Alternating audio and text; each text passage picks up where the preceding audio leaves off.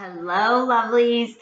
Welcome back to our read aloud. Oh my gosh, we're getting so exciting into the best parts. These are like the climax. So our character, remember the mouse, he dropped down to the Grand High Witch's balcony using Grandma's knitting. So she put him in the sock and held the top. He got in, found the mouse maker under the mattress sewn in, used his teeth, got it out, got the bottle. Then the Grand High Witch came in. So he hid under the bed with the three frogs, and Grandma called out to him, which the Grand High Witch heard, went out to the balcony, and then shut the doors behind her. So now he's stuck in the room. But there is a change coming because right before we ended, the Ancient Ones had knocked at the door to get their supply of mouse maker.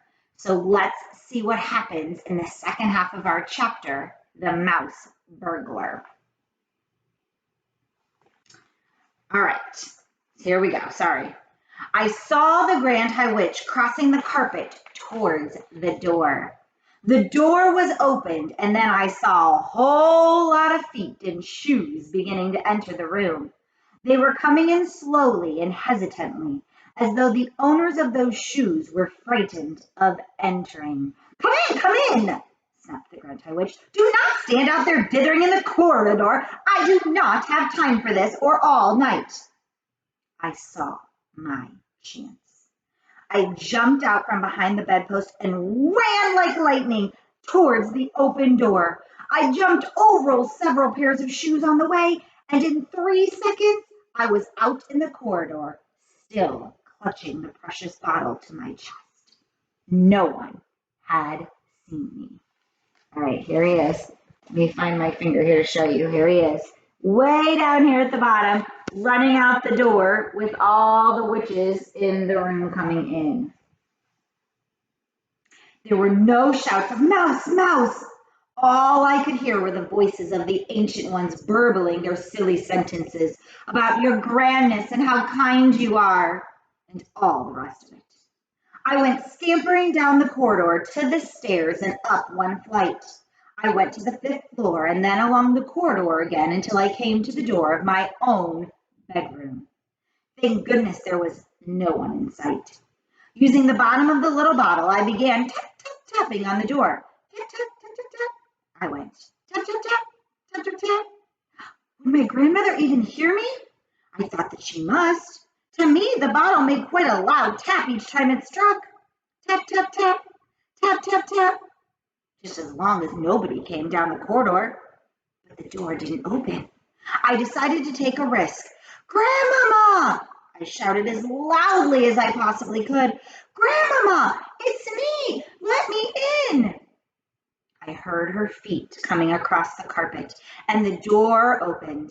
I went in like an arrow. I've done it! I cried, jumping up and down. I've got it, Grandmama! Look, here it is! I've got a whole bottle of it! She closed the door. She bent down and picked me up and hugged me. Oh, my darling, she cried. Thank heavens you're safe. She took the little bottle from me and read the label out loud. Formula 86, Delayed Action Mouse Maker. This bottle contains 500 doses, she said. You brilliant darling boy, you're a wonder, you're a marvel. How on earth did you get out of her room? I nipped out when the Ancient Ones were coming in, I told her. It was all a bit hairy, Grandmama. I wouldn't want to do it again. I saw her too, my grandmother said. I know you did, Grandmama. I heard you talking to each other. Didn't you think she was absolutely foul?